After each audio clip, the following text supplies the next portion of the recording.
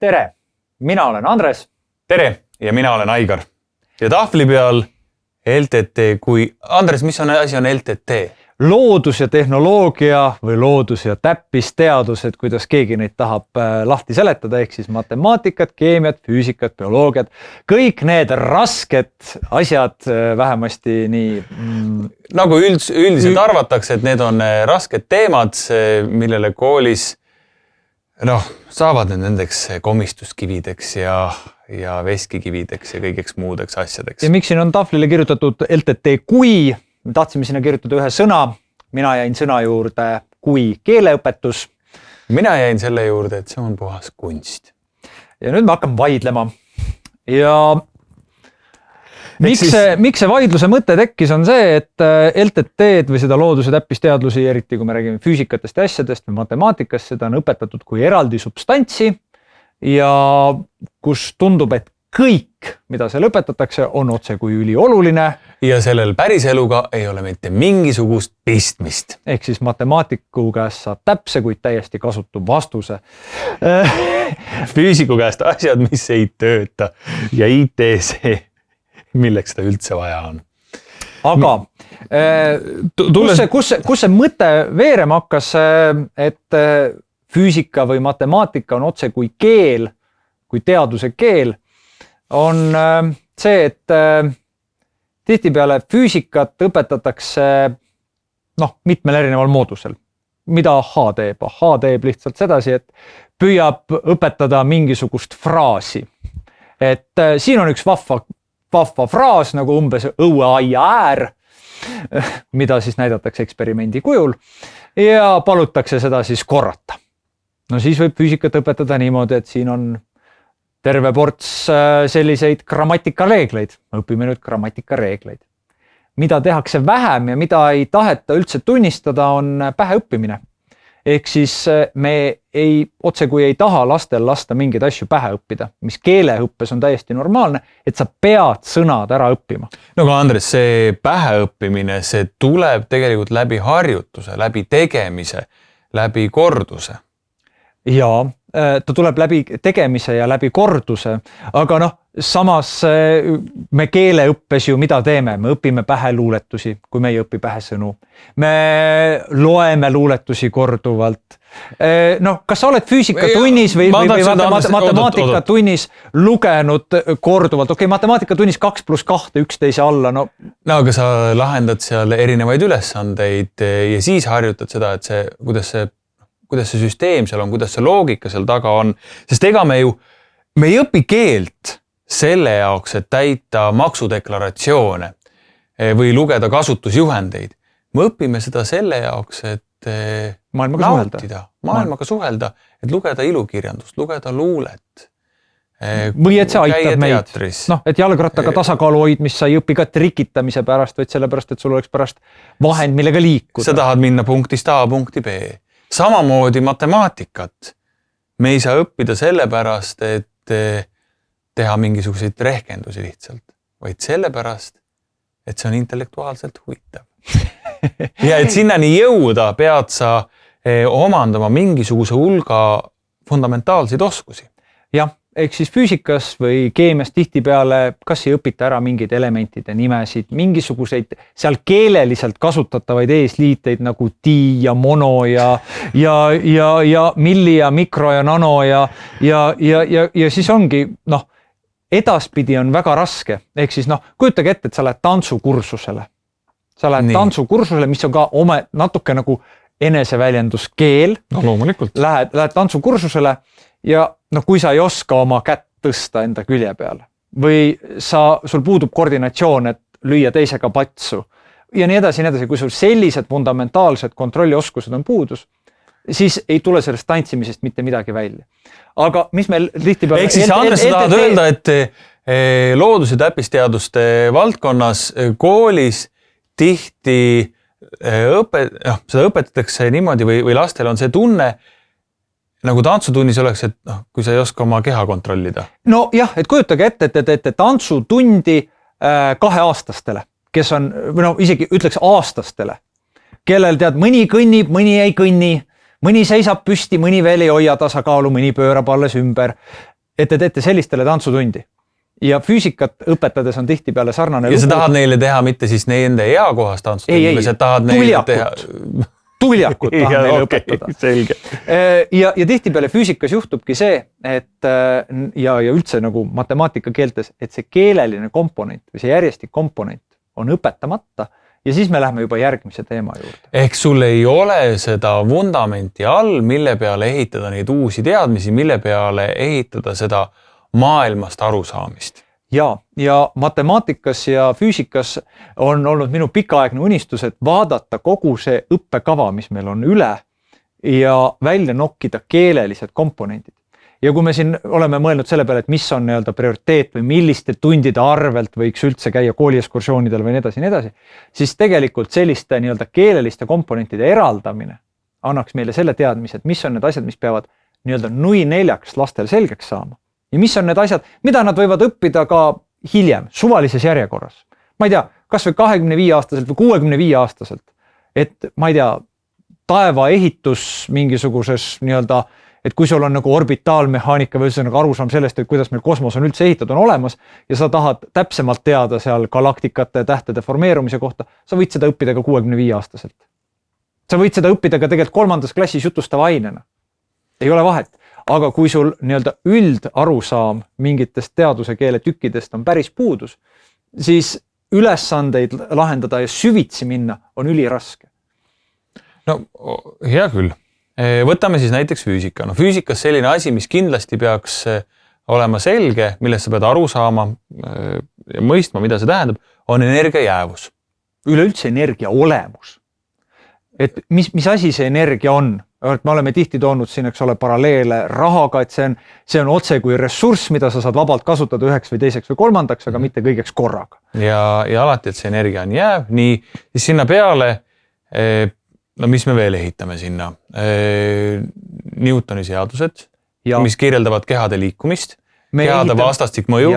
Ja selle kuskil all vundament, niipea kui me hakkame sellest lähemalt rääkima, on ju tegelikult mõõtmine. Mis asi on mõõtmine? Mõõtmisest tihtipeale räägitakse ju oluliselt varem. Või oluliselt hiljem, ehk see järjekord on justkui paigast ära. Või siis ka kuidas me loodusest üldse infot saame, et me teeme vaatlust.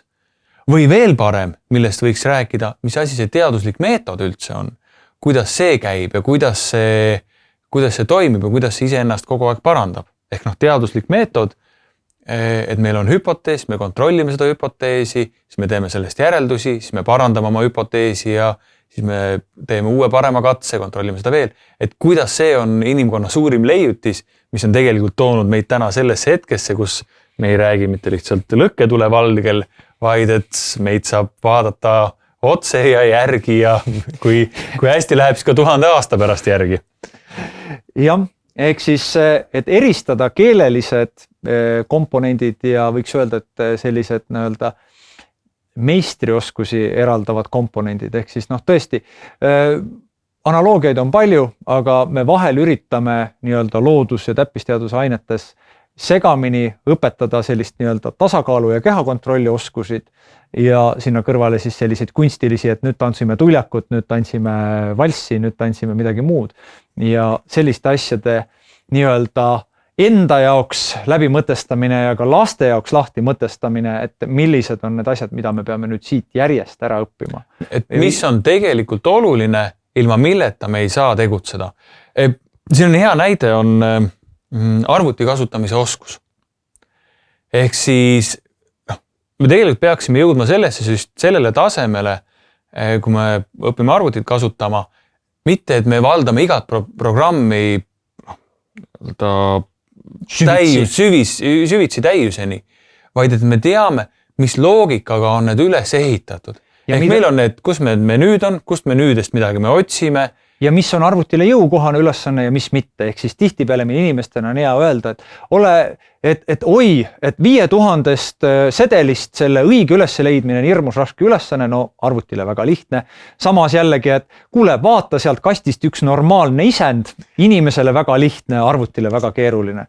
Et seda laadi arusaamade tekitamine, et mida suudab arvuti, mida suudab matemaatika, mida suudab füüsika, et see on ülimalt oluline ja sükene ärritav ettepanek võib-olla ongi see, et koolis, kui keegi julgeb, siis te võite ümber mõelda sedapidi, et on keeled ja keelte juurde lülitada ka sisse nii-öelda matemaatika kui teaduskeel, kuhu võiks vabalt varastada tükke nii füüsikast kui keemiast kui teistest täppisteaduse ainetest, infotehnoloogia. Ja siis kõik need füüsikast, keemiast ja matemaatikast üle jäävad tükid, mis otseselt ei ole keelelised, nendest võiks teha vabalt kas või valikkursuse, sellepärast et kui nad oma olemuselt on tükkidena suvalisel hetkel nii-öelda õpitavad, no siis võibki neid õppida ju suvalisel hetkel. Et kui sa seisad püsti, pead nii-öelda kontrollid oma keha, siis ei ole absoluutselt vahet, kas sa alustad valsi õppimisega või tuljaku õppimisega. Kuskilt maalt tekivad erivusused, aga siiski laias laastus on need liigutatavad. Ehk siis, Andres, sa tahad öelda seda, et meil on kõigepealt sellised järjestikku õppimist nõudvad oskused. Ehk siis need on need tükid ja siis hiljem nende peale, kui see värk on sul olemas, hakkad sa siit ehitama erinevaid suundasid. Jah, ja need võivad isegi paralleelselt toimuda, ehk siis, et kui sul on esimene keeleline tükk olemas, kui sul on esimesed saksakeelsed sõnad selged, sa saad juba öelda, et minu nimi on Andres. Ja saad poest leiba osta, saad teed küsida ja sealt läheb tükk maad edasi, millal sa hakkad siis... Millal ma lõpuks kirjutan haikusid või kahemõttelisi anekdoote? Et tihti öeldakse seda, et kui sa oskad selles keeles anekdoote rääkida või saad sellistest keele kahemõttelistest naljadest aru, siis sa seda keelt juba oskad. Ja kusjuures te võite nüüd mõelda, et me teeme väga rumalat nalja, et kuidas see kõik füüsikaga seostub, siis Kalev Tarkpea on üks selline füüsikaõpikute autor, kes igal aastal teeb füüsikaõpetajatele koolitust, kus üks tema leivanumber on võtta 2 kooli füüsikas õpetatavat valemit, arvutada nende kaudu üks ülesanne läbi ja saada 2 täiesti erinevat tulemust, ehk siis sellist mitmesti mõistetavust või kahemõttelisust. Kui sa ei valda keelt, siis tekib ka füüsikas. Ja kui sa ei valda, selle näite puhul on pigem, kui sa ei valda seda ka laiemat konteksti seal ümber, kuna, millal, missugust seda valemit või seda keele osa seal siis kasutada.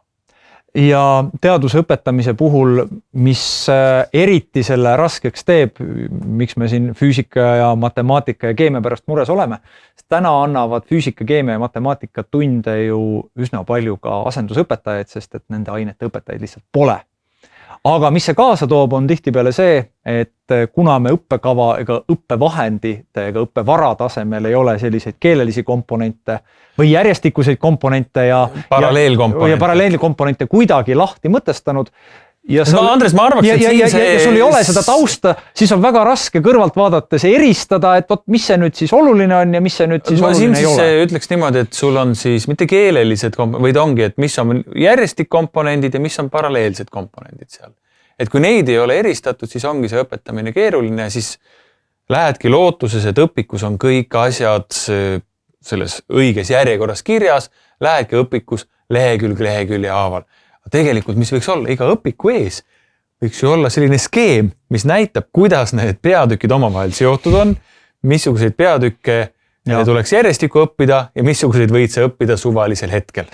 Ja millised peavad nui 4 peas olema, ehk siis, et kui sul on seal näiteks eesliidete tabel, mis ütleb, et milli on 1000 ja kilo on 1000, et siis see tabel näiteks peaks olema kompromissitult pähe õpitud, kuklas ja selge, sest et kui see selge ei ole, sa komistad iga jumala ülesanne selle sama reha otsa ja sa ei saa edasi. Et tõepoolest, jah, komistad selle reha otsa, see reha, mis need alusteadmised, mis on puudu, et need sellised tõesti need keelelised komponendid, need on, et sa ei saa asjast aru, sest sa ei saa mõistetest aru. Aga tihti me asju õpetades jäämegi nende mõistete peale kinni, aru saamata, mis seal taga on. Ehk nagu on siin üks tuntud füüsika kirjeldanud, et koolis meile tihti õpetatakse füüsikat kui ristsõna lahendamist. et kui ristsõnas tuleb sul ette S-täht või et küsimus, et maagitsus tais, kirjutad sinna kraa, aru saamata, et mida tähendab maagitsus, et kus see tai üldse on, et seal elavad inimesed, missugune see kraa üldse välja näeb. Samamoodi ka füüsika õpetamisel ja füüsika õppimisel on see, et me ei lähe sellesse sisusse, vaid et me õpimegi lihtsalt mõistete tasemel asjad ära, saamata aru, mis seal taustal on, kuidas see meie päriseluga seotud on ja mida see üldse kõik kokku tähendab.